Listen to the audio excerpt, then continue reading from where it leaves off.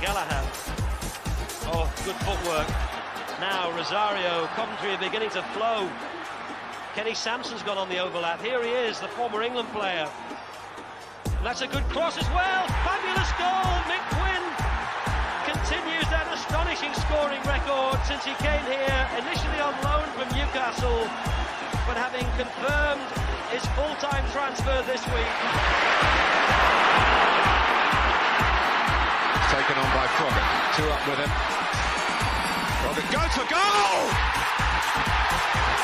That is absolutely brilliant! Fast approaching the hour mark here. Can the Sky Blues come up with something? Coventry City really need to take a result out of this, and they've been in such good form recently. Ball's on the edge of the box, it breaks. Wise! Well, stick that one in the collection. Last week was scrappy, that was genius. Now Coventry have won it back here. This could wrap it up for sure, and it must be, and it is! It is O'Hare! And Coventry have beaten Fulham again!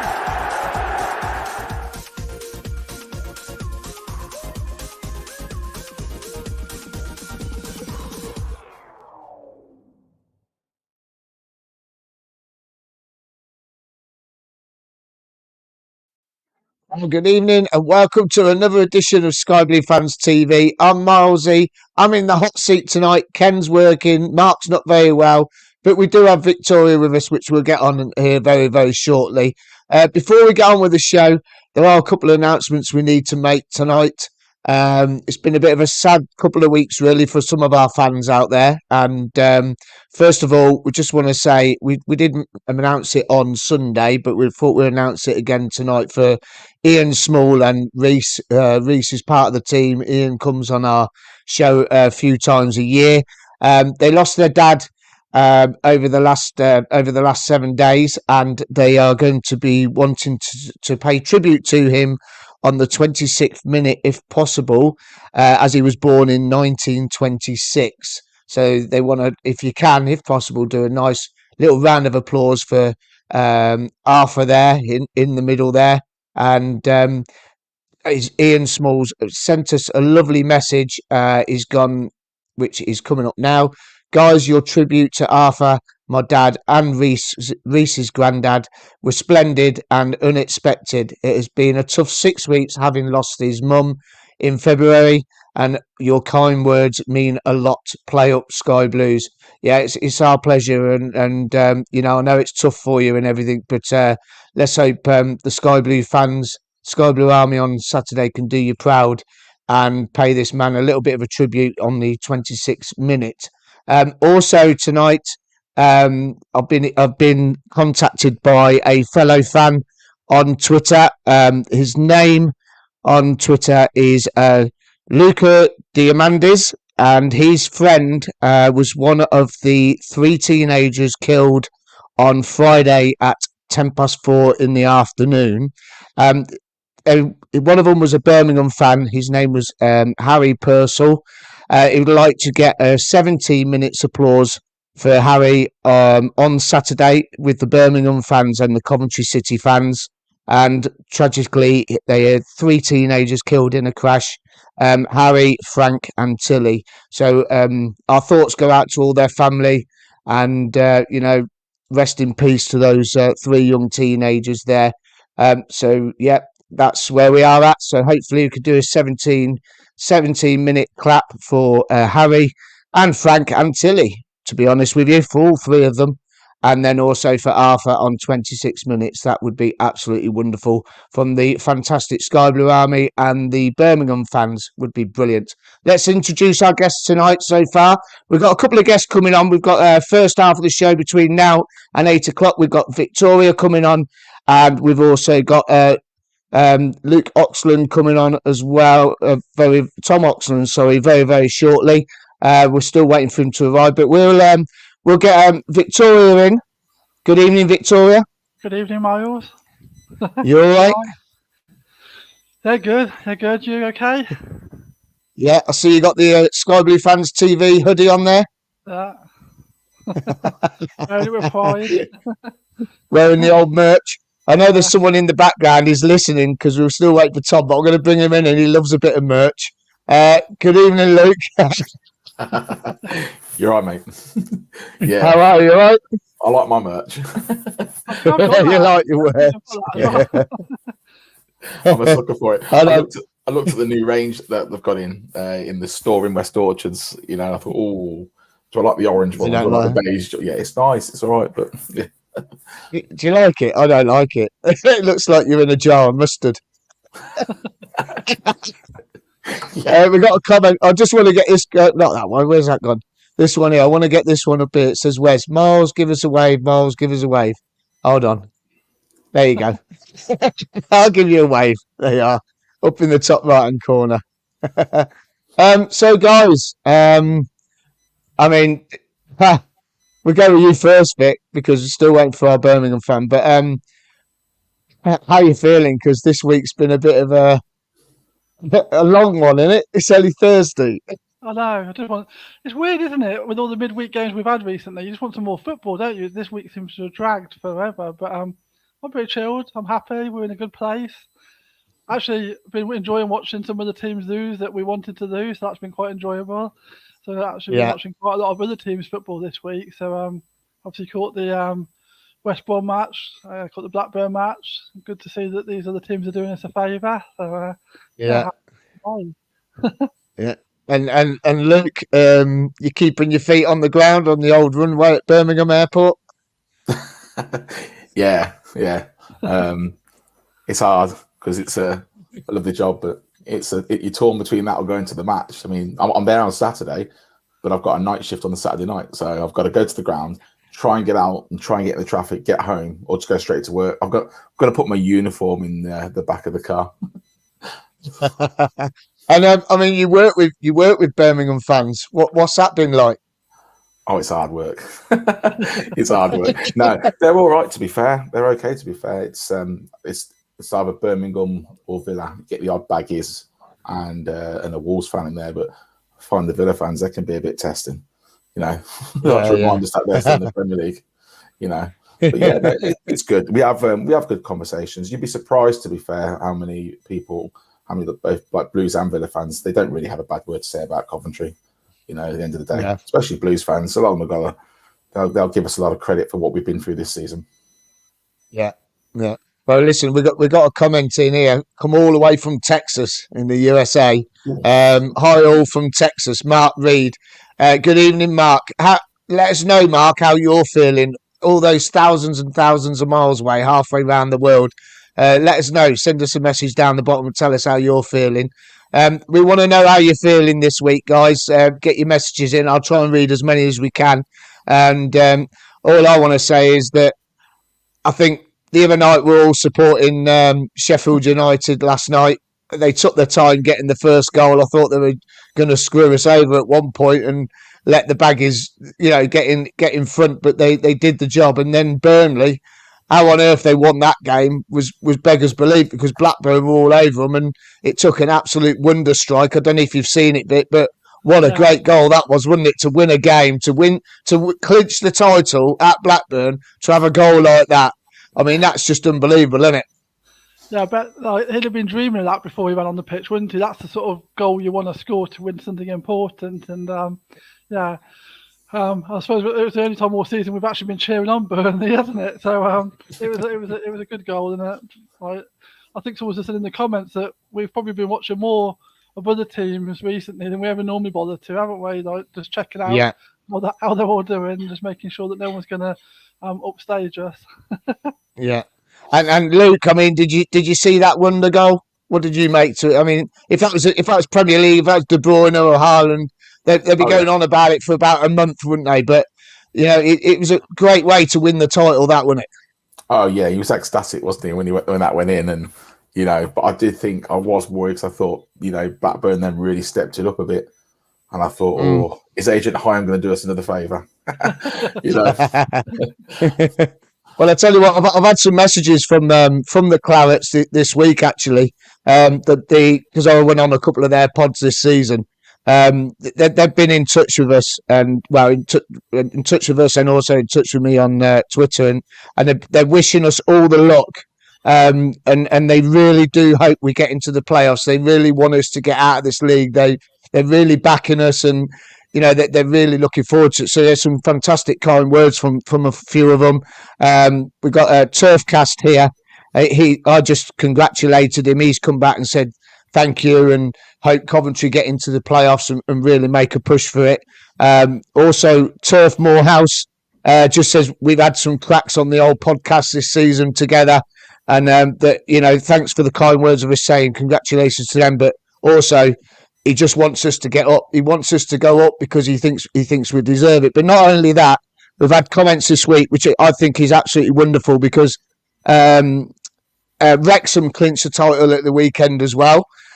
So they're coming up to League Two.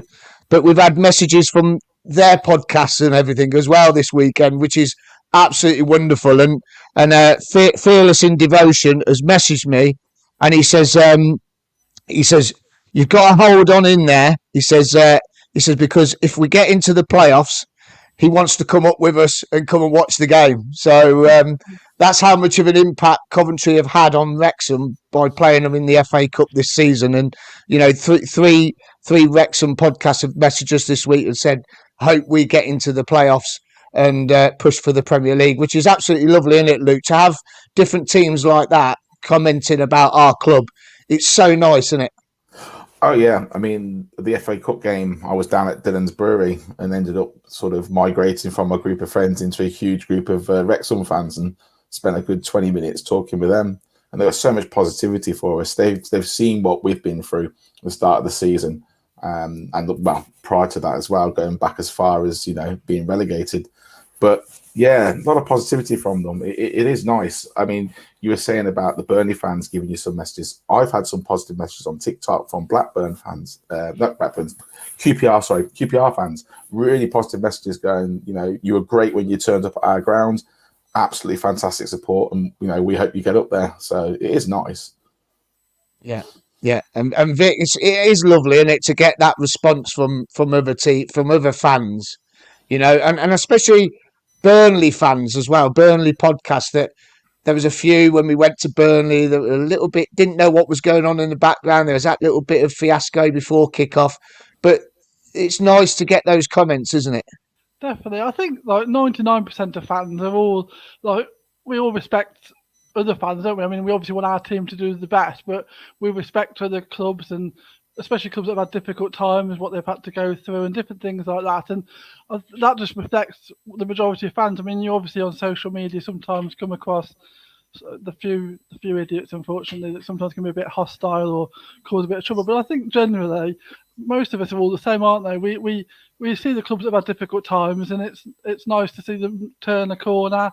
And it's that's us at the moment, isn't it? It's nice that some fans of clubs can see that, really, and that there's some mutual respect, I suppose, going both ways about what teams are doing. So it's nice. And that's what it should be about, really, shouldn't it? Ultimately, football should be one big family. We all love the game. We've all got our own teams, but we can still be respectful to one another at the same time. So yeah, which is nice, isn't it? It really is. Let's get some comments in. Mick Davenport, good evening, Mick. How's everyone's nerves for Saturday? Here's a shot. Luke, you're nervous, mate? Are you nervous? Yeah. Yeah. I mean, we've had some good results. We had a good result, didn't we, last year, away to them. But, traditionally, we seem to just always draw against them, don't we? But I'm nervous because it's a full stadium as well. We seem to play well. We seem to play well with 18,000, and you start going above the 22 mark, and that's it.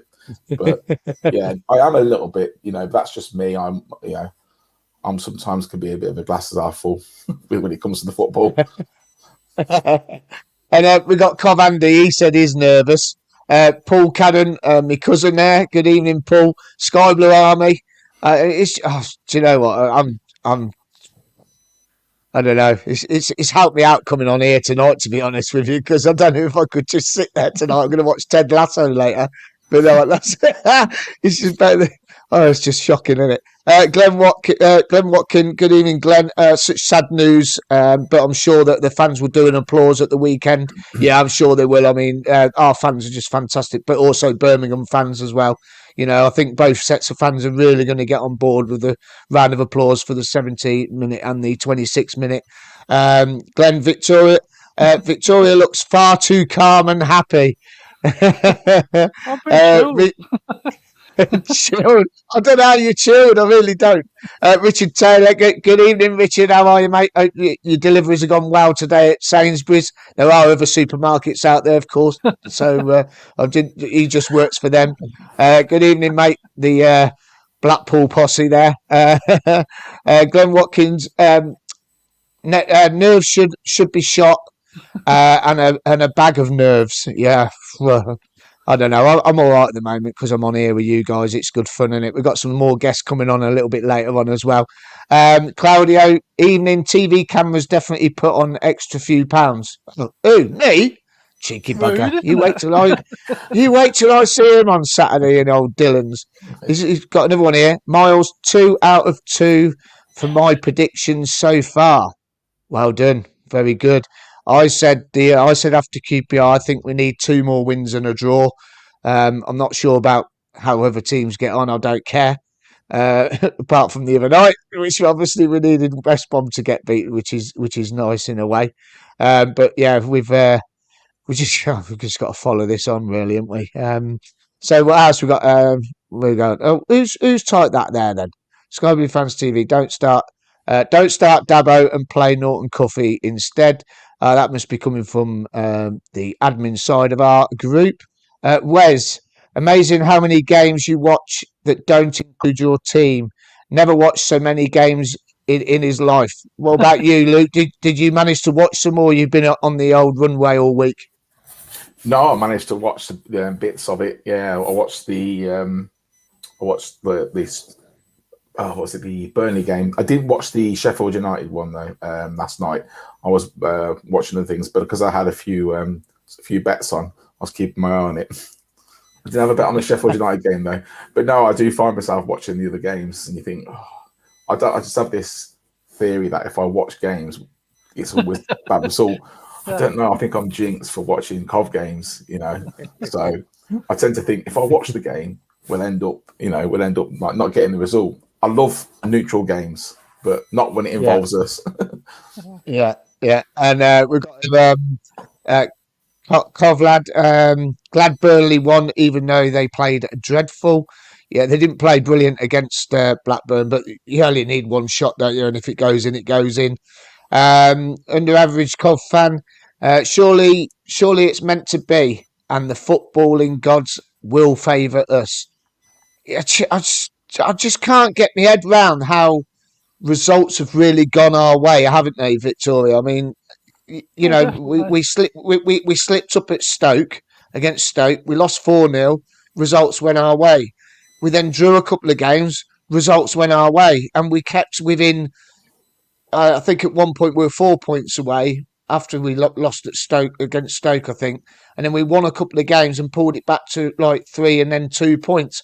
I mean, could you ever believe that these games would have gone our way? I mean, it's just unbelievable, isn't it? That's it, because I mean, a few weeks back we drew a few, didn't we? And then we lost to Stoke, and everyone was having a bit of a meltdown that we'd blown it. But at no stage did anyone ever win away. It's like no one else wants the playoff spot. Like they've all just like capitulated, haven't they? I mean, Blackburn have gone completely imploded, and it's like nobody wants the spot, and so we've just like ticked along and suddenly find ourselves in 5th place. I mean, even for me, who's like optimistic, I didn't envisage we'd be in 5th place already. I was thinking we're probably like a last day sneak it in type of job, but yeah. And the fact that if we win on Saturday, and if the results go well, we could actually almost have got the job done over this weekend. It's just crazy considering that we haven't won maybe some of the games we should have in the sort of past couple of months, which could have really tied it up for us. But so it just does so much feel like it's meant to be, doesn't it? But I mean, Luke. I mean, when you look at the beginning of the season, we were rock bottom. I think I put a chart up on Sunday that I think after 8 games, we were rock bottom on 6 points or something stupid. We hadn't won a game. I think it took us till, was it November we beat Middlesbrough, was it? Or was it October? Something like that. I can't remember now. It's that far back. It's just got flown by. But our first win was against Middlesbrough at home. I mean, could you ever dream? I mean, like Victoria and me, I thought we would just sneak into 6th place probably this weekend coming or the final game of the season. I didn't dream that we'd be in 5th place for a week. I mean, it's just crazy, isn't it, mate? Oh yeah, I mean, it starts off terrible. Plus the Carabao Cup game. I remember sitting in the Burton Albion stand and thinking, what is going on here? Because we had such a good season last season. I know we finished 12th, but we started with we played well. And then I'm there with my family going, what is going on? I told these that it's going to get better. But yeah, it was worrying times in November. I thought, I knew we wouldn't suffer, we wouldn't be fighting for relegation. But for me, I remember Mark Robbins saying you was going to try and capitalise on your previous year. So for me, it was always going to be, let's get above 12, sorry. I'd have liked to have finished at least in the top 10. But, until that Middlesbrough game, I thought we're going to be lucky if we get 16th or 17th, the way we're going here. So, but no, it's amazing. I mean, when we went into 6th place, didn't we, against QPR, we soon dropped out of it. It felt nice for all of about half an hour. But yeah, to spend all week in 5th place, I keep looking at it. I just keep, where are we? I've got it still on my phone. Look at the BBC Sport. Go, oh yeah, 5th place. That will do.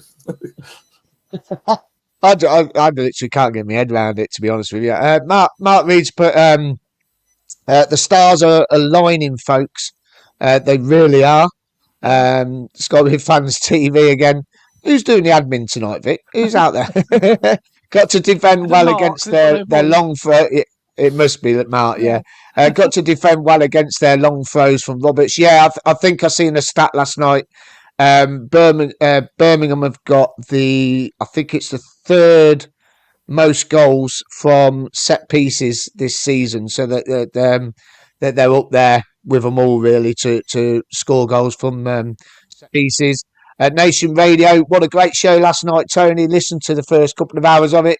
Absolutely brilliant. If you're struggling to find something to watch or listen to, on a weekend, Friday nights, Sunday nights and midweek, tune into Spreaker and download the app, search Nation Radio, and Tony goes on there. He plays some cracking tunes that you haven't heard of for years and years, and there's some great versions. So good evening, Tony. Tony's actually joining us on the table Sunday night, so just hope he ain't too drunk before we even get onto the table, because I'll have to escort him out, I reckon. Good evening, folks. Up the Blackpool for tomorrow. Let's hope we can go and do the job on Saturday. Yeah, it's all about doing the job Saturday. Now, going on to Saturday, because we've got some guests coming on very shortly who really know the team inside and out. Luke, do you think the players can cope with the pressure on Saturday? Yeah, I think they can. I think as long as defensive-wise, as long as McNally, comes out with it, how he has been coming out. He's had a few sort of mishaps, but I think as long as the likes of Doyle and McNally, hopefully Faz is on his ball game. I think if they're all there, I think they'll be fine. But I have to agree, can we not just replace Dabo with Norton Cuffy? So I think he'll do better than Dabo against Birmingham. Yeah, need a bit of pace, I think, don't we, Vic? Do you think we need that little bit of pace to push Birmingham back? Because we need to push them further back, because I like it when we put the press on from the wing backs with Esbrand. He pushes us up the pitch a little bit more. I mean, what do you think? Do you think that's a good shout instead of Dabo? I think it's important to start the game quickly and on the front foot, isn't it? Because there is the risk for nerves settling in, especially amongst the fans more than the players, and then that can start to filter onto the pitch, can't it? So I think that it's important that we start quickly and well, and like you said, fullbacks that can push on and put some pressure and sort of push Birmingham back will get the crowd excited, won't it? Because if you're starting to create chances, and that's what we want, really. Because on Saturday gone, I felt like it was quite a positive atmosphere in the ground, for the full 90 minutes, really, wasn't it? Even though it took nearly the whole of the first half to score, it felt a bit like we might never get a goal because Vic was missing this, that, and the other. it was a really positive atmosphere generally, and that's what we want to gain on Saturday, because we need to do this all together, don't we? The fans have got their place to play, and no, I'd agree that if we can start. I think positive is the way, like, attack. Because sometimes I think the way to go is bring them on later and go for like tired defenders. But I think on Saturday it's important that we start like the positive team and really go for it from the outset. Yeah, we've got to really start well, because there's been a few games out the last 15 where we've started quite slow. Now the fans can play a big part on Saturday. We had a message the other night from what was his name? Lynch. What was his first? I can't remember his first name. It's gone now. But anyway, chat messaged us the other night, and he was on Lorna's show on Tuesday. He's got this poster made up for the Sky Blues fans, so you can all take part in this. Coventryans, I want you to wear Sky Blue this Saturday at the CBS, and let's all sing together. I mean, looking out the window tonight, starting to rain again. It's a little bit chilly today. But I think it's going to warm up for the weekend. Well, it better do anyway, because we all got to wear Sky Blue. But I mean, this is a great touch, isn't it? Nice little poster, trying to get us all to wear the Sky Blue. I know the seats are Sky Blue, but we're sitting on them, so you won't see them. Or I think the majority of us ain't going to sit down at all on Saturday. I think it's just going to be that nervy. It's unbelievable. But the fans can really get behind it, can't they? And wear Sky Blue this weekend, Luke. I mean, good idea. Yeah, I think it's a brilliant idea. You know, the more that wear it, if you look from a distance, it will just stand out, and I think it will give the players a boost, and hopefully it may intimidate the away team a little bit. You know, that we can get behind it with the noise and the colours. I think it'll look amazing, and plus, purely for sort of like historic moments, when we look back and go, "Oh, we filled that stadium. Look at it, all in blue." It would be nice, to be fair. It's a bit it like would be good. Andy Wingdall, isn't it? When we left Highfield Road and you see that picture of the West Terrace and everyone in all blue, like you look back at that and you're thinking, like, you can almost feel like you were there again, like, because it just looks so magical. And so that's what you want, really. Some photos that really make you look back in like 10, 20 years, going, "Oh, do you remember that day? We sold out against Birmingham when we secured our place in the playoffs, like dreams." Yeah. Like when we're playing in the Champions League in like sort of 10 years or so, we can look back at where we came from. It was a bit warmer back then, though, Victoria. I remember that day. That was red hot. It was red hot, and I had it was the anniversary shirt, wasn't it? The shirt where it was "Goodbye Highfield Road." I had a long sleeve one. I wish I'd never bought the long sleeve one, but I did, and it was roasting. Wes has popped up. Saw a Villa fan today, and he said that he's so happy for us that we're on our way back up, and his kids support Cov, even though they are all from Birmingham, so that's a nice touch. Rich again's come on. Richard Taylor's come on. Has gone so nervous. Wayne Vaughan's come on. Now listen to this for a story. Wayne is not going on Saturday. He's got a stag do to go to. I said, "Sod the stag do, mate. Get up to CBS." But no, he's off to the old on a stag do, Wayne. He's not going to be sitting behind us, unfortunately. Paul Cadden, City need to turn up Saturday, get stuck in straight away, get us fans going, and then win should come. The first goal's vital for Saturday, I think, definitely. If we get the first goal, it'll be all over before half time. I think if we can get a goal early on in the first half. Birmingham haven't won a game when they've conceded first over 2 years. Surely, if we score, then we can ride the crest of the wave and emotional to victory. Now, they say that they haven't won a game when they've conceded first. We haven't come back from a game from a goal behind this season to win a game, so that's a bit frightening. So, as I say, the first goal is definitely vital for us on Saturday. Paul Hughes come on Blackpool Friday. We're all cheering on Blackpool. I'd love Blackpool to win just to suck QPR back into the relegation battle. I mean, that'd be absolutely amazing. That would. I'll be amazed if Blackburn beat Luton or Millwall. Yeah, maybe their heads are gone. I don't know after the other night from that wonder strike, but it was a goal that could. They remind me a bit of Notts County. Do you remember like when we beat Notts County in the playoffs, and they got all a bit sulky about it, and Ian Nolan had a meltdown, and then the next season they got relegated because they'd got their mindset all wrong, that they'd been robbed. And I feel like Blackburn have done that a bit. They're feeling sorry for themselves, and it's not the way to win anything. So so I think they're out of it now, Blackburn. I think they've got themselves in the wrong headspace about it all. I feel for Hyam, I do. If we went up and Hyam with Blackburn didn't go up, I'd feel for him because if he'd have stayed, I know, and it's not like he wanted to go, and I love Hyam. I'm just like, so I'd be really. It's sad for him, isn't it? Yeah, really sad. Yeah, definitely. Nation Radio's come on again. Thing is, people are thinking we're going to get the playoffs. Now, still work to do to play an attacking team on Saturday. Middlesbrough away going to be difficult. Yeah, but we might only need one more win. So if results go our way, before we go to an ad break, just a couple more comments. Mick Davenport, we need to be on the front foot first minute. No laps defending in the first 20. No, we've got to be on it, straight on it, like Sonic. Mark Smith, good evening, Mark. Hope you're feeling better, mate. I'd make one change for Saturday. Norton Cuffy for Dabo. Need to defend well against their long throws from Roberts. But what we're going to do, we're going to take a quick break. Then we've got a couple more guests coming on. So we'll be back very, very soon.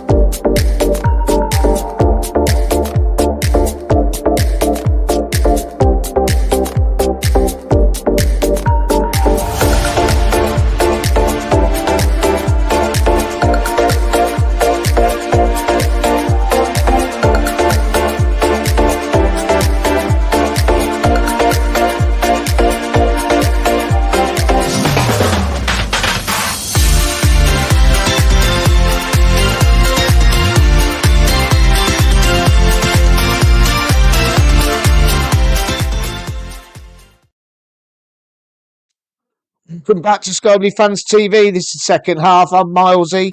Don't forget to like and subscribe on all our social platforms, Twitter, Facebook, Instagram and YouTube. That would be absolutely fantastic. Now, before we get into the second half, just a couple of mentions.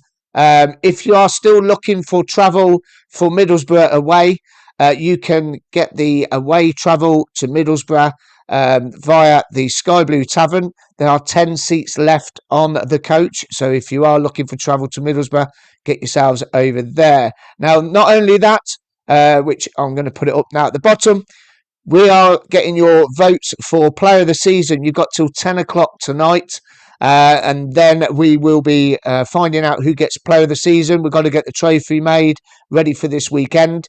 All you got to do is just email us at info@skybluefanstv.co.uk. You can send that through, send us your player of the season, and we will put your name in the hat to win one of two £25 food and drink vouchers for the Sky Blue Tavern. So who's your player of the season? Get your details over on email at info@skybluefanstv.co.uk. Right then, let's crack on with the show. Let's bring in our guests again. So we've got Victoria. You all right, Victoria? All right. Brilliant. Luke. You're right.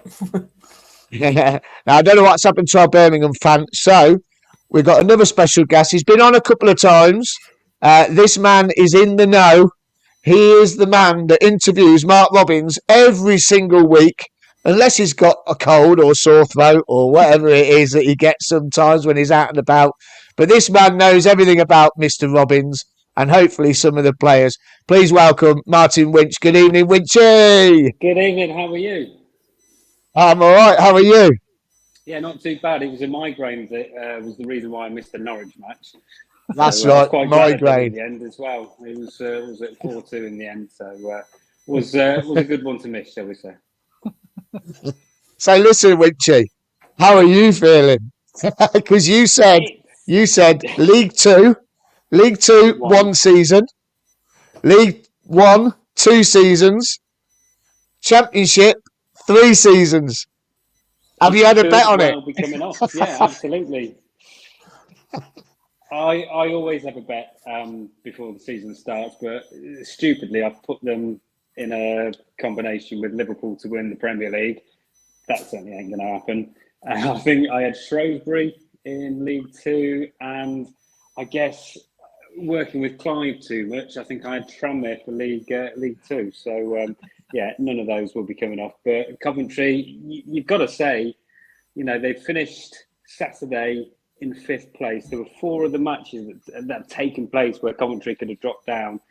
The results just keep going Coventry's way, don't they? Keep going our way. So it's great to see. It's in Coventry's hands now. I just hope Saturday, with the big attendance, that the players don't freeze. I don't think they will.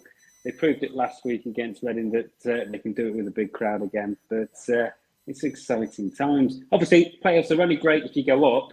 But actually, I think as a barometer for where Coventry are, they're a good marker, shall we say. And given where Coventry were at the start of the season with no pitch, and they played it with arguably their best player out for most of the season, Callum O'Hare. So it's really good what we're doing.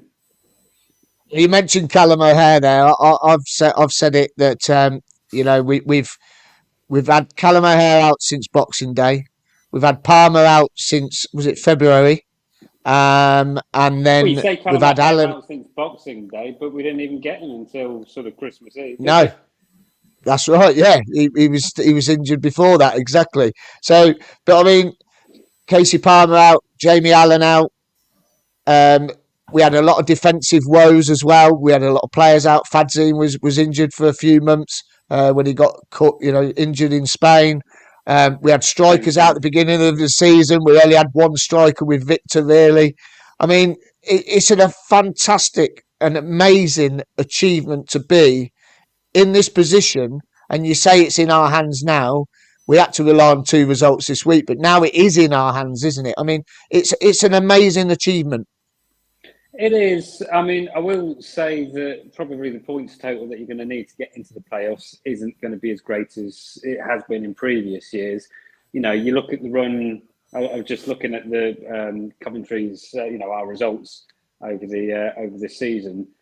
You get the little spells where there's a few wins and what have you, but it looks a relatively ordinary season. In all fairness, a good season, not a sort of like a desperate one. It's on the good side of average, shall we say, and they find themselves, we're what, 5th now. It's amazing. I just think teams are taking so many points off each other.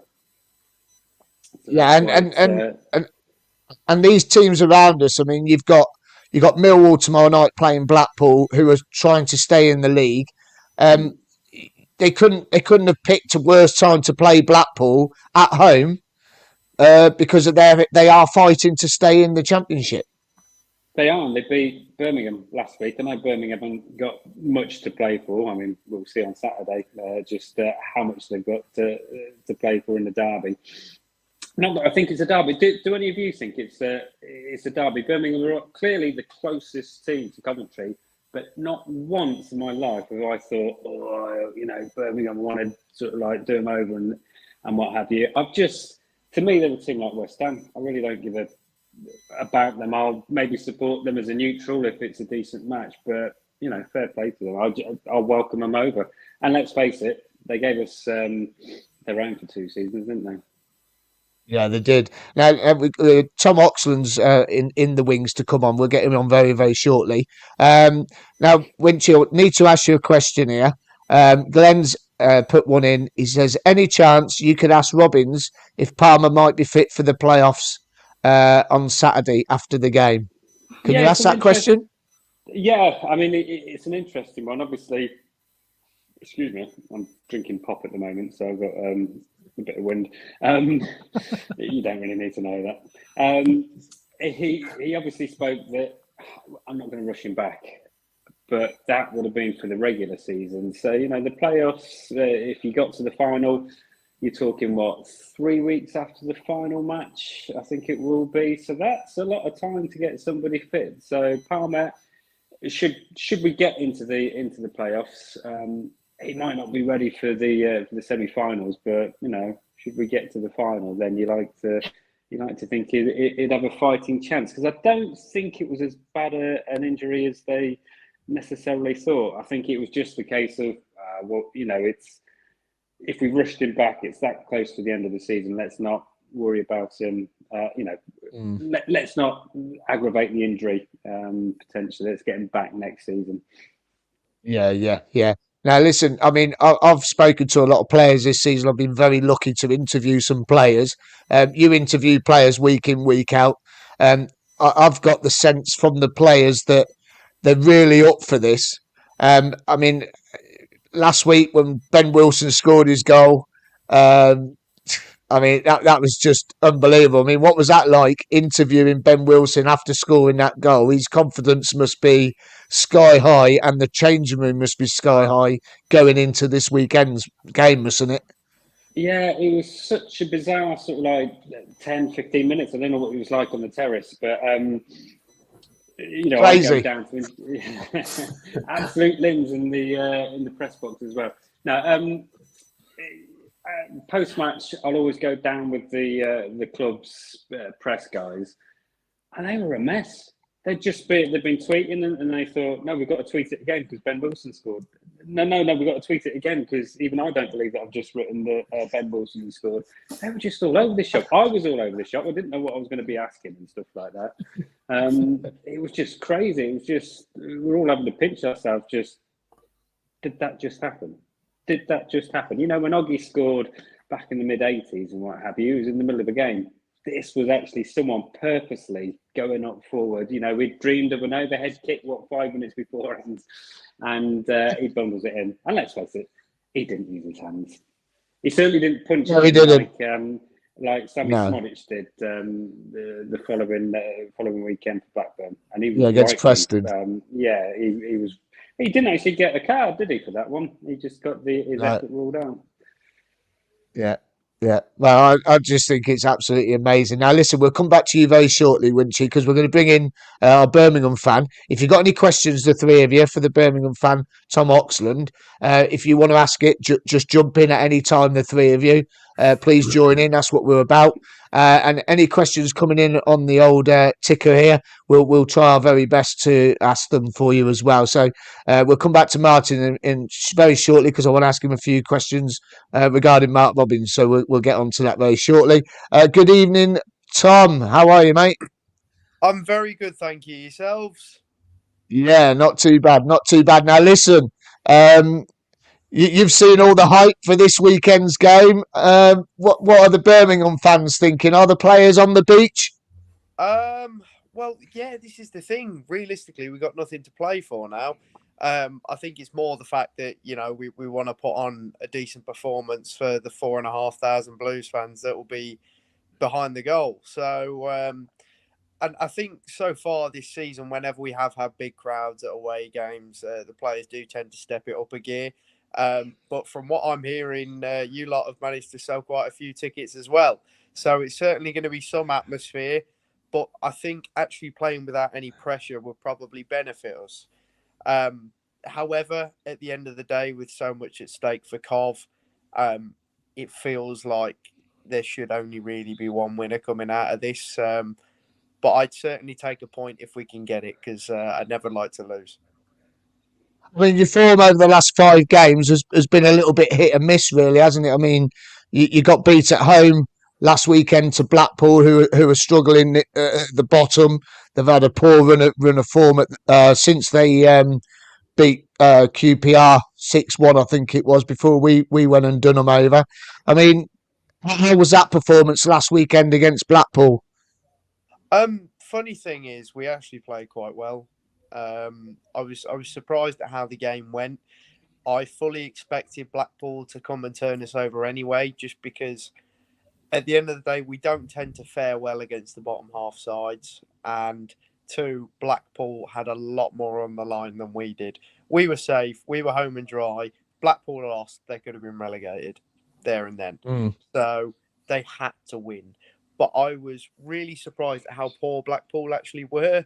You know, I don't think they'd have scored if we hadn't have gifted it to them, because at the end of the day, the goal they did score was from a misplaced pass from our goalkeeper that goes straight to one of their attackers. And he then passes it into an open net pretty much. So, yeah, in classic Blues fashion, we did sort of gift a win away in the end, which was a shame.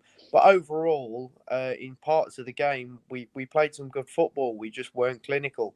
We had some really, really big chances, and unfortunately, we didn't take them. But I think we've been saying that all season on quite a few occasions. But you look at when we played Millwall the game before that, again, we were already safe realistically, so there was no pressure. That game meant everything to Millwall, and we come away with a 1-0 win. And that just shows that sometimes playing without that pressure can benefit a side.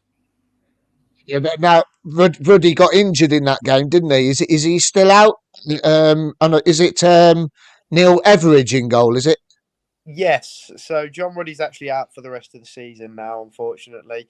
But he's had a fantastic campaign and well deserved, really, to be our number one for the majority of the season.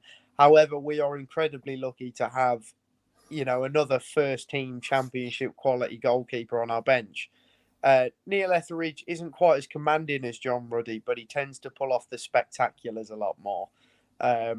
He's very athletic, and it wasn't that long ago Neil Etheridge was winning the Golden Glove in the Premier League when Cardiff were up there. So he's definitely got the quality to easily step into Ruddy's shoes, and he's done that whenever he's been called upon this season. So I have no worries for Ethers, but Ruddy is still a big miss. And I've heard today that there's a sickness bug going around as well. So, do you know of any players that aren't going to make it Saturday? Or are they just packing their suitcases? Well, I don't know. This is the question. John Eustace has the tendency this season to have lied quite a few times in presses and played mind games and left you thinking, all right, what squad are we going to field for this next game? And then all of a sudden it's like, oh, I thought they were injured, and then all of a sudden they're starting. So I don't know, to be honest. I've heard a few names thrown about. I know George Friend, who's played the last couple of games, has been off with the bug. Same with Gary Gardner and a few others. But we have some injuries generally anyway. I know Juki was ill as well. But I'm hoping, fingers crossed, that the majority of the team will be there.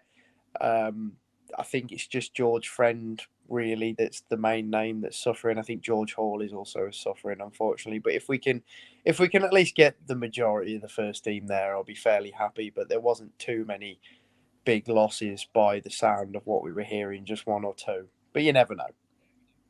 Well, we just hope you don't pass the bug on to our lot, especially if we've got to go to Middlesbrough next week. You know what I mean? Needing a draw to get into the playoffs.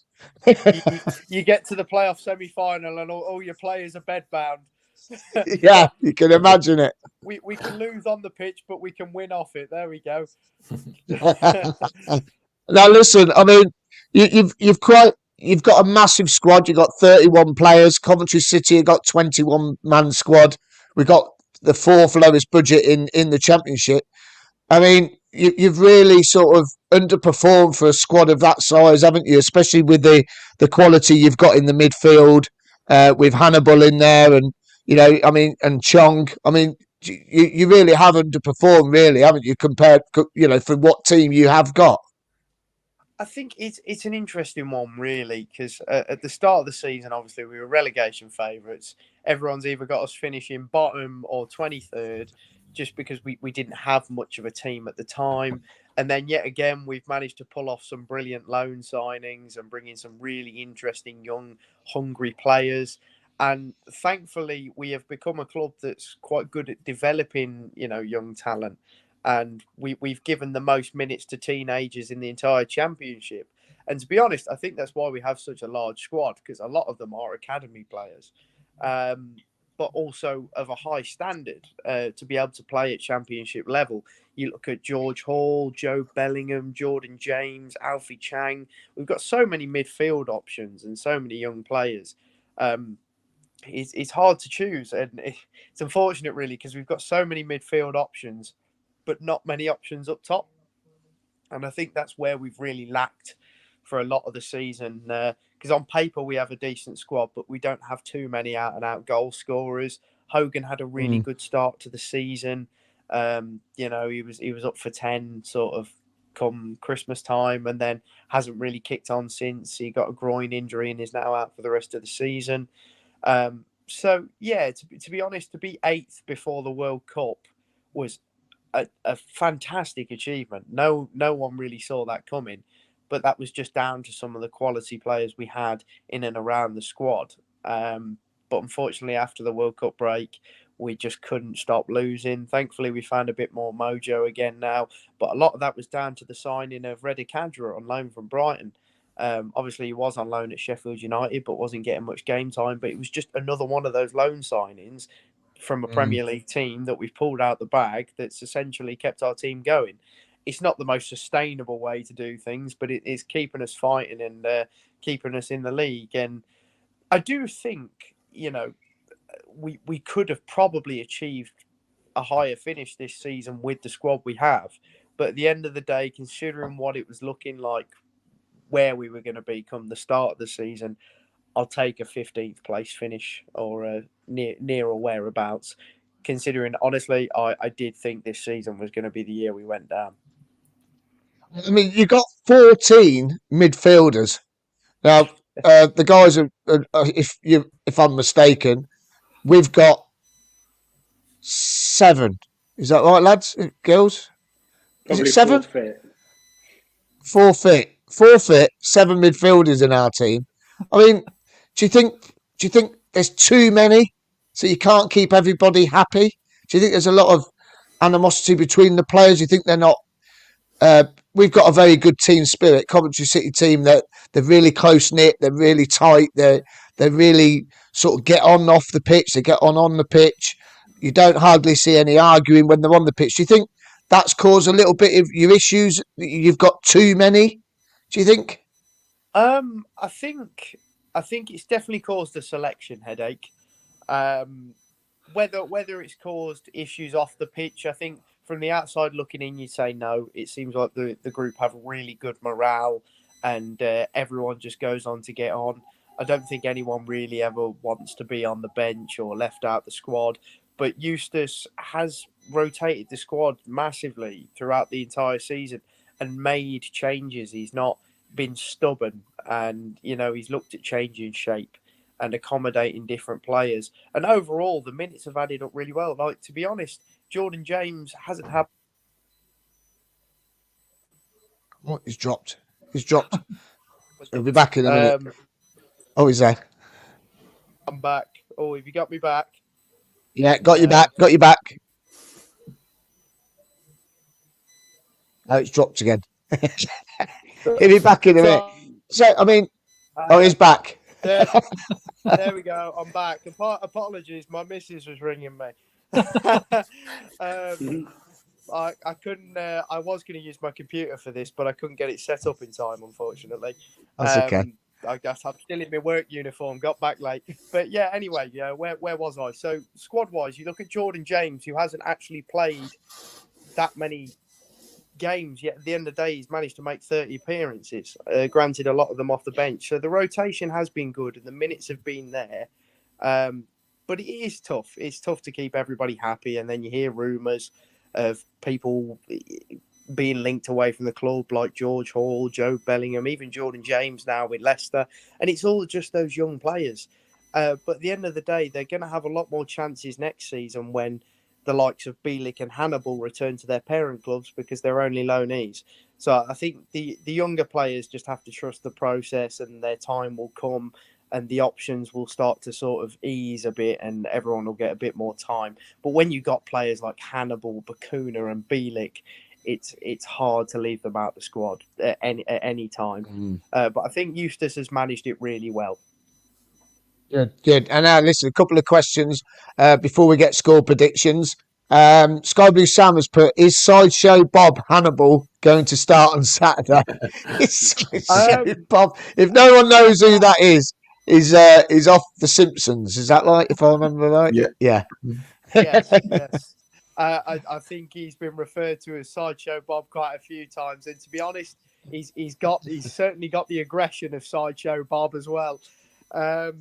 He's such a great character, Hannibal. I mean, when he was winding up the Millwall fans towards the end of the game was just brilliant. It's that sort of blues player that you just really love. He is a player that any fan base would fall in love with if he played for you, because he gives everything for the shirt. He's so passionate. He's filled with energy. I'd love for him to be playing, because I think this is the sort of high pressure, big atmosphere game that he would just relish. But it is genuinely a 50-50. Honestly, I can never predict which midfield Eustace is going to go for. To be honest, I do think he'll go with Bielik and Hannibal, because I think it suits the game a bit better. Just that bit more of aggression on the pitch and sort of playing to the occasion.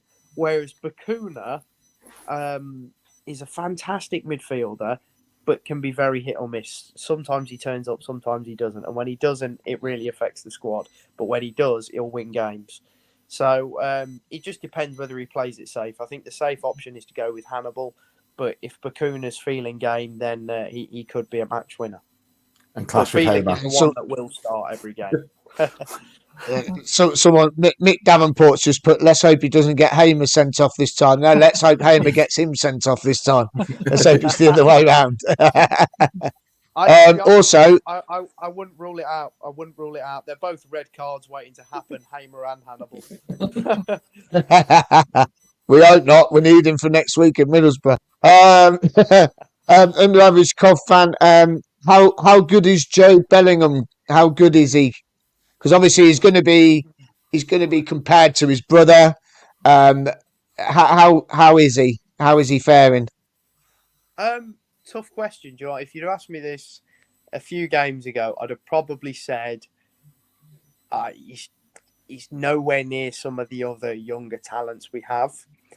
But having played the last 3 or 4 games, it's more been a question of what's his best role to play in a team, because his brother was so versatile. Jobe's not quite that. He's mainly just an attack-minded player, but it's finding the right position to play him in. And I think putting him just in behind the striker in a number 10 is the best place for him. And he was really making things happen. He's so good with the ball at his feet. If you give him time to find space and work with the ball, then he's one of those players that does so much hard work on and off the ball that he goes a bit unnoticed, but in a good way. It's good that he's not being noticed so much, because he puts in a shift, puts in hard work, and he seems to link really well with the squad. He's got good chemistry overall. So generally, I don't want to big him up too much, because he's not quite, that standout star that Jude was. But he's still a very good player at the level.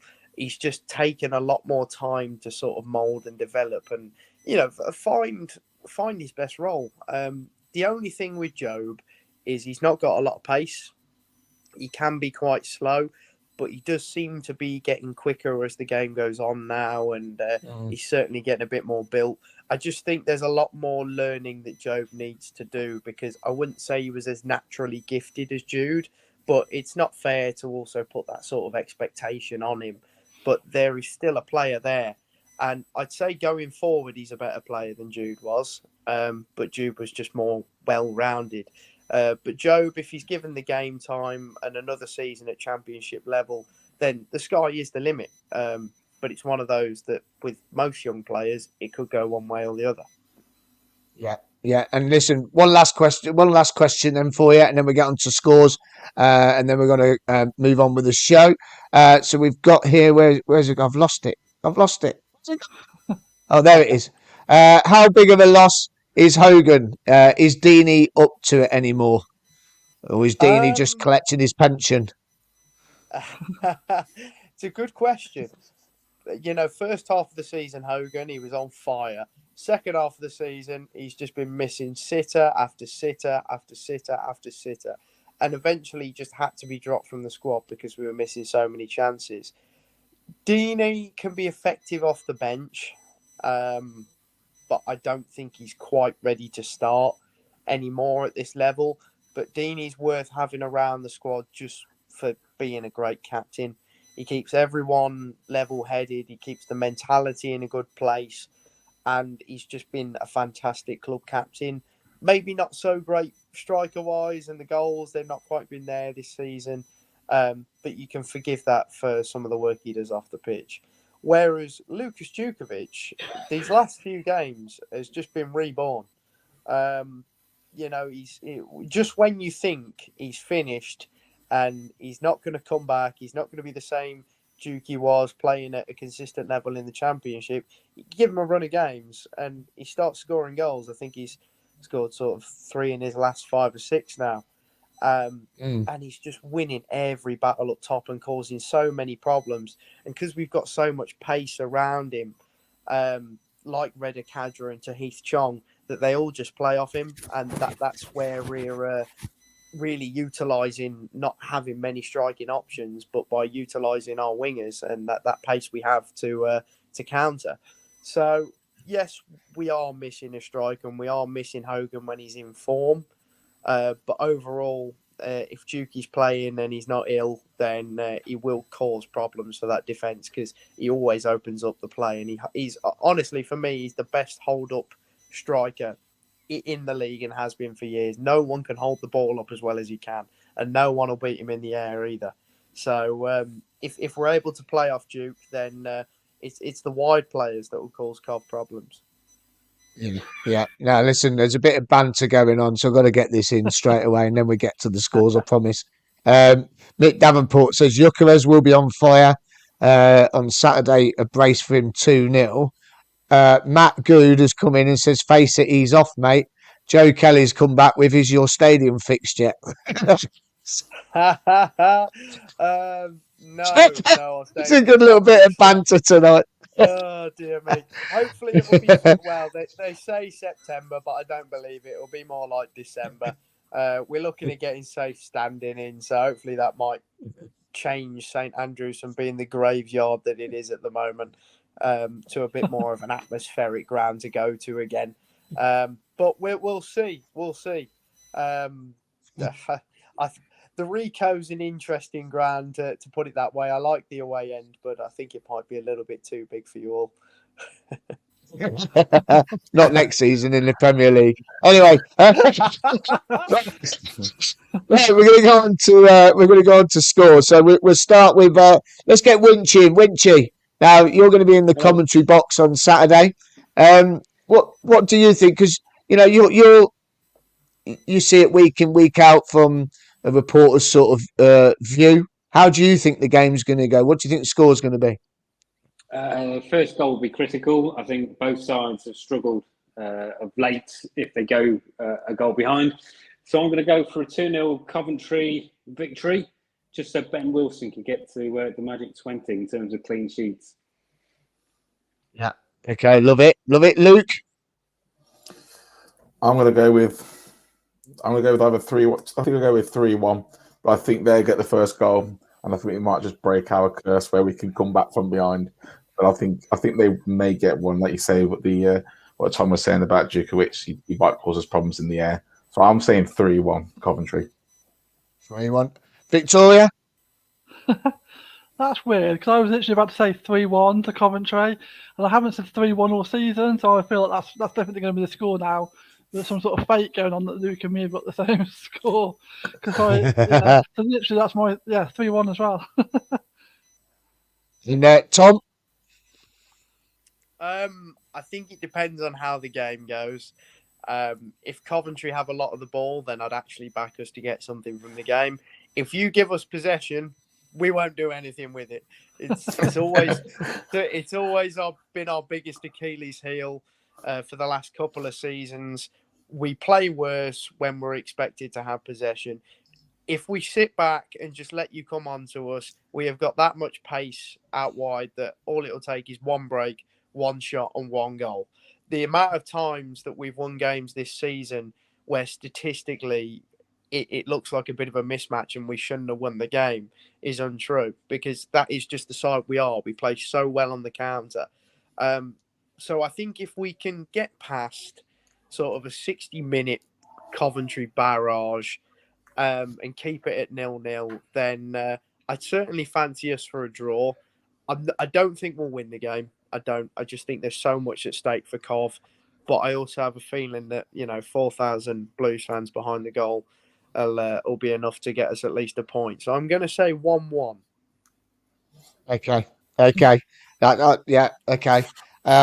I am going for a real nervy 1-0 win.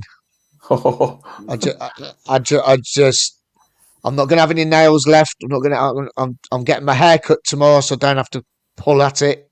But I think it's just going to be that tight. It's going to be that emotional. The atmosphere is going to be electric. I think we'll win it 1-0. I think we just have to do the job on Saturday. I just think we have to just do the job, get the 3 points. Doesn't matter if we win 1-0. We just need to get 1-0 and just win the game. That's how I see it going. But who knows? As you say, Tom, it could be 1-1, could be 3-1 Victorian Luke, it could be 2-0 Winchy, but we'll just have to wait and see if the occasion it is just get too much for everyone. Because I remember the FA Cup at St Andrews when it was a full stadium and it was a drab 0-0 when we were the home team at St Andrews. So yeah, let's just see how it goes. But listen, Tom, thank you very much for coming on. Really appreciate it, and good luck for your last game of the season next week. Obviously not for this weekend, unfortunately, because we want to win. But good luck for your last game, and good luck for next season as well. Thank you for having me, and good luck for next season, but not the rest of this one. Cheers, mate. Cheers, Tom. Cheers. Take care. See you later. Bye-bye. Right, so we're back. Okay, so we've got about 5 more minutes just to get through some comments, and I want to speak to Winchy again in just a second. Guys, if you've got any questions for Winchy, please jump in. Webby from Tenerife has been on the comments. He's got a new podcast. He's started podcasting. It's called Sports Roundup. Tune into his new podcast, Webby Sports Roundup, on, I don't know what format he's just said podcast, so I assume it's Spotify. There's a comment here for you, Winchy.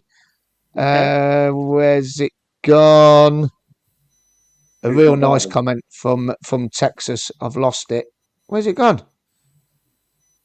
Oh, flipping it. I've lost it. It's vanished. Anyway, we had a comment from Texas for you, Mark Reed. He said, loves the commentary on iFollow. And he said that, well done to you, Winchy. Thank you. I'll take the plaudits for that. Obviously, Clive and Oggy do the lion's share of all that. But I insert with a little bit of fan opinion and obviously get to do the post-match interviews as well. Now, listen. We had one Wilson score last week. Well, we had 2 Wilsons score last week because old Callum scored last week. And Callum's gone and done it again tonight. Cov lad's just been on. Says Wilson scored for Newcastle. He's one of our own.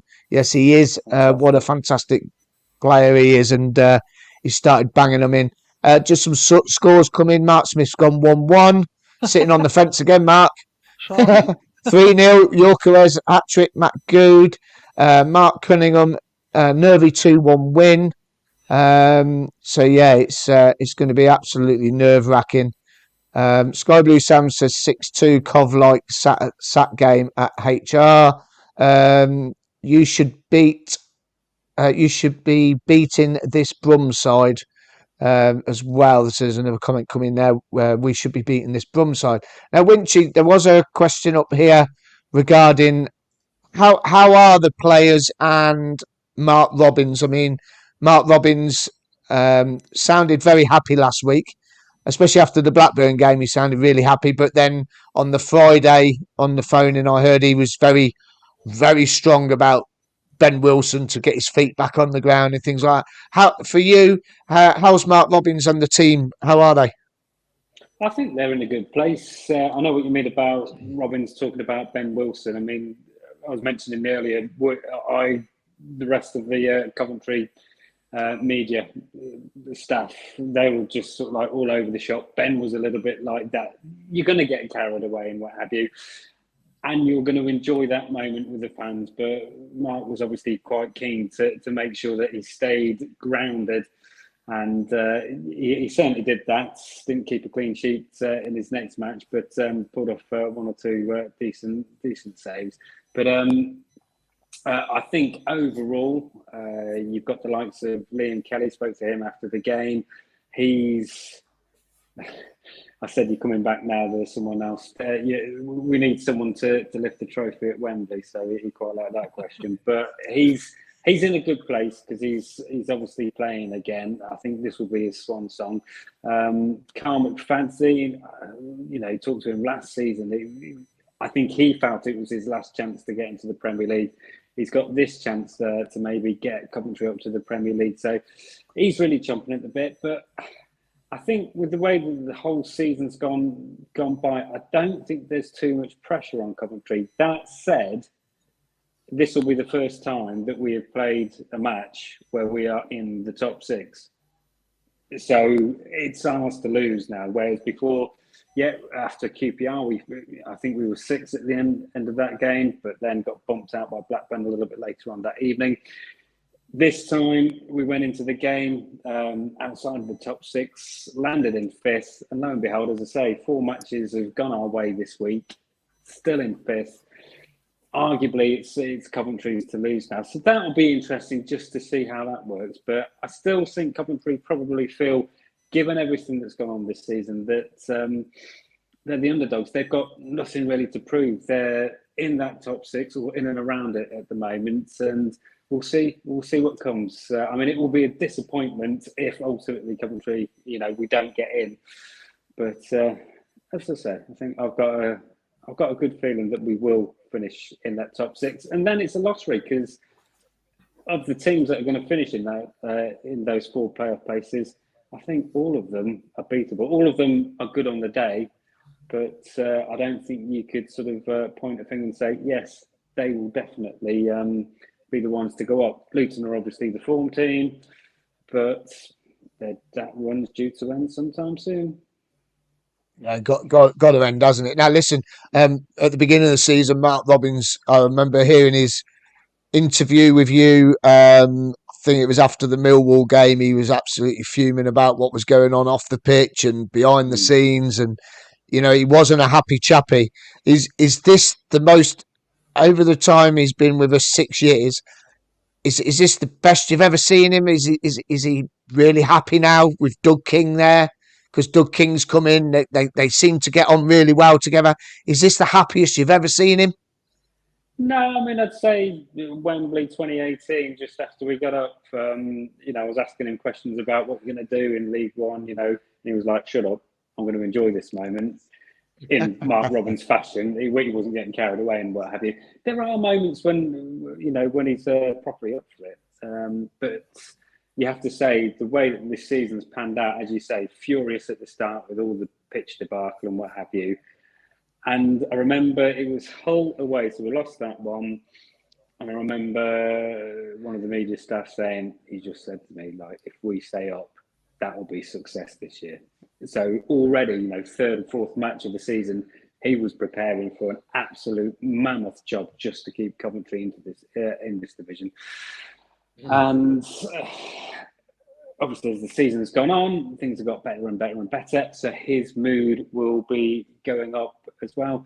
And, you can slip in the odd joke every now and again, certainly more so now, especially if they, like we won on Saturday. So you could put in the, Trisha Doodoo's threatened to do one of her shows. Me and Trish. It's me and Trish. Yes. Make sure you're facing away from the glass window. If I've got to see naked Miles, there's only one side I particularly want to see. The back of your head. Now listen, have you spoke to Doug? What's Doug like? I'm hoping to meet him Sunday night at the awards. Have you seen Doug? I haven't. Well, I have seen him, but not to speak to. He's certainly someone who puts himself around in terms of a presence for the fans to come up to, which is clearly something that the previous owners, or certainly the head of the hedge fund, shall we say, she didn't particularly want to engage with the fans. A lot of negativity over the years directed at her. I can understand why potentially she wasn't as forthcoming as Doug certainly seems to be. But, Doug's there, his brother's on board, trying to get more razors sold. Obviously, clearly not doing the job with me at the moment. Yeah, you need some of that, mate. I do. I said to myself, but I'll grow it until Coventry are in the Premier League. So I'm hoping come the end of next month, Coventry will win the Premier League, because it's getting a bit itchy, and it's not the best. It's all wiry and stuff like that. Listen, there's some nice comments coming here for you. Winch is better than Clive Eakin. Oh, that's nice. They've got you as their favourite, Winchy. Always great, Mark Harrington. Good evening, Mark. Always great to hear Winchy on CWR. Cov to win 3-0. It is always good to, especially on the away days when we're coming back on the coach and you tune in on the phone, you tune into BBC Sounds, and then you're waiting for Robbins to come on. And I remember you saying to me, look, Mark Robbins is quite easy to interview because you only have to ask him 2 or 3 questions because he just talks and talks and talks. Yeah, is that right? Sometimes people go, I really loved your interview with him yesterday. I'll be like, I said something. It wasn't even a question. It was more a statement. And then he talked for about 4 or 5 minutes. But I'll take that as a compliment because he obviously feels relaxed around me. And I think over the years, because we've got to know each other, he's more inclined now to give stuff away rather than be waiting to be asked the question. But sometimes I get paid for basically saying 2 sentences. So, Sky Blue Sam's just come on. He said, Winchy will have a beard like Gandalf if we don't get up this season. Well, let's not leave it too long, so I'm Gandalf the Grey. So, I was going to say, it'd be grey, wouldn't it? Yeah. But listen, Winchy knows we're doing it, you see. League 2, 1 year. League 1, 2 years. Championship, 3 years. 3 years. Guys, you got any questions for Winchy before we wrap this up? Because it's been an absolute fantastic show. No, I'm okay. I'm under pressure. Good. Listen, I just want to say a big thank you to all of you coming on tonight. Just before we go there, let's just remind you, Middlesbrough away. Now, Luke, you coming to Middlesbrough? I'm working. Oh, no. You're working? But that's not stopping me. Yeah, it's not stopping Winchy. But, you see, now, if you're coming with the Sky Blue Tavern, there's still 10 places left. If you are coming with the Sky Blue Tavern, what we want you to do, but not just Sky Blue Tavern, the whole of the away end would be absolutely fantastic. This would. You imagine this Winchy, when you're in the box, right, and you're looking over from the other side of the ground and you see us, right, we're all going to be wearing these King's outfits, right? Yeah. I've got mine. Victoria's got hers. Yeah. Will's got his. Ken's got his. Mark Wright from Ipswich has got his. Sue's got hers. Kasler's got hers. So we're all getting them. We're all getting these King outfits. And Kasler's got us some face masks. So we're all going as Doug King.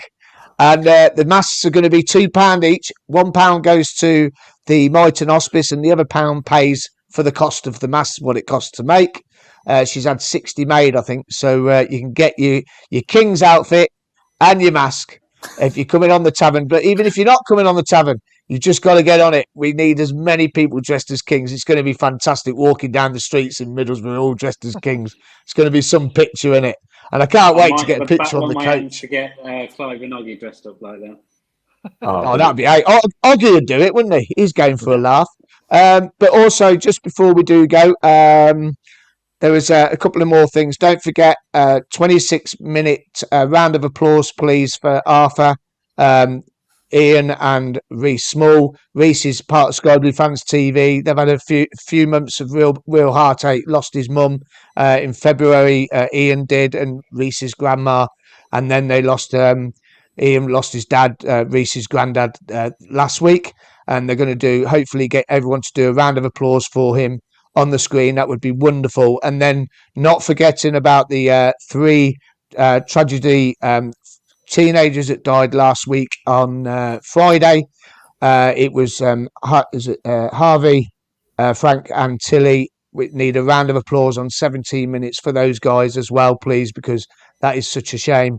17 years of age to lose a life like that it's just not right, is it, to be honest with you, especially when I've got an 18-year-old sat upstairs and you think they're a year younger than him. So, yeah, it's heartbreaking, to be honest with you, but let's hope we can all get behind that. But on a happier note, guys, thank you for a fantastic show. We've ran over a little bit. Winchy, thanks for coming on again, mate. It's been a brilliant season. In a nutshell, before you go, who is your player of the season? Well, the obvious one would be someone like Vic, but I'm going to say it's a tie between Gus Hamer and Ben Wilson. I just think Victor, you expected him to get the goals. Hamer has done something that I never expected him to do, and that is to be more disciplined and stop picking up the silly cards. Although he obviously started the season in that fashion. And Ben Wilson just have got 19 clean sheets so far, and to have messed up my prep as well, because pre-match I have all these little columns and stuff, and I've substituted the goal scoring column for clean sheet column for the goalkeeper, and now I've had to go and find another blooming column just to stick that one goal in. But yeah, I'd say a tie between those two. Now listen, you got to pick one of them, because we're going to put you in the draw for a £25 voucher for the tavern. Ooh, so you got to pick one. Ben Wilson, right? I'll share it with you. Got that, Vic? You got that, Vic? Yeah. Oh, yeah, brilliant. Luke, what we saying, mate? For me, I think it's Gus. For me, it's Gus. You know, he's played a blinder all season, but also, more importantly, you know, the sendings off that he had at the start, he's really sort of picked himself up. He got a yellow card though, didn't he, last week? But yeah, I think he's done better with his disciplinary. But yeah, I think obviously is Vic, like you say, and I agree with Winchy about Wilson. But for me, it's Gus. Gus, yeah, and Victoria. Yeah, I've got Hamer as well. Hamer's for me. It's I mean, I suppose it's a reflection of another good season, isn't it? That there's more than one option. I mean, we had so many seasons where you struggled to find one player of the season, and like the last 4 or 5 seasons, there's been multiple choices, and that's just a reflection that we're having some good times, and that's nice, really, that we can have a debate about who was actually the best player out of a choice of players, rather than just trying to like scratch the barrel for somebody. So yeah, Hamer for me. Yeah. Well, I'm going for Ben Wilson, and it, like Winch has just said, his shot stopping, some of the saves he's had to make in vital games, like QPR the other week, towards the end of the first half, literally last kick of the first half, pulled off a blinding save, and you know we went in and we come out all guns blazing, things like that. But not only just that, it's what he does off the field with the fans. With the club, he loves the club that much. If we're on a downer, you see him on the videos coming out to training, he's got a big smile on his face. The guy is just a fantastic ambassador for our club. And if there could be anyone in our club at the moment that could really put our team on the map by not just on the field but off the field, I think is Ben Wilson. That's how he gets my vote. I just think the bloke's amazing. He's just brilliant. And I mean, Hamer is my second this season, but I think Ben Wilson just gets it. His goal, 19 clean sheets, 20 clean sheets this weekend, and no brainer, isn't it, really? So anyway, but if you are voting, you've got till 10 o'clock tonight to get your votes in. Don't forget to send it via email at info@skybluefanstv. Get your votes in. You can win one of 2 £25 vouchers for the Sky Blue Tavern for a meal and a drink as well. So so that's it for the night. I will be back. I'm doing 1:45 on Saturday. I'm going to start at Dhillons, but I'm doing a walk up to the ground. We're going to get some atmosphere outside the ground. Hopefully they're going to let me in the ground, and we're going to get some atmosphere inside the ground. So if you're not coming to the CBS, or if you live in Texas in America, tune in live 1:45 UK time. I will be live going around the CBS arena. Might bump into Winchy, might get an interview with him like he interviews fans. But yeah, I'll be going around with the camera, and we'll be interviewing fans live. We'll probably be about an hour show, and then I'll soak up the atmosphere of 15 minutes before kickoff. So you'll see us on Saturday. Sunday, there's no show this week because we are down at the awards night. So there is a special show on Monday night. Mark will be hosting that. We'll have videos and photos from the night, and we'll also tell you who got the player of the season on Monday as well. So you got till 10 o'clock tonight. Next Thursday will be Ken, and then the following weekend, it's not till the Monday, is it? Monday, Middlesbrough. I will be live from Middlesbrough. Let's hope we only need a draw. Play up Sky Blues. Let's get to the playoffs and let's City. Good stuff.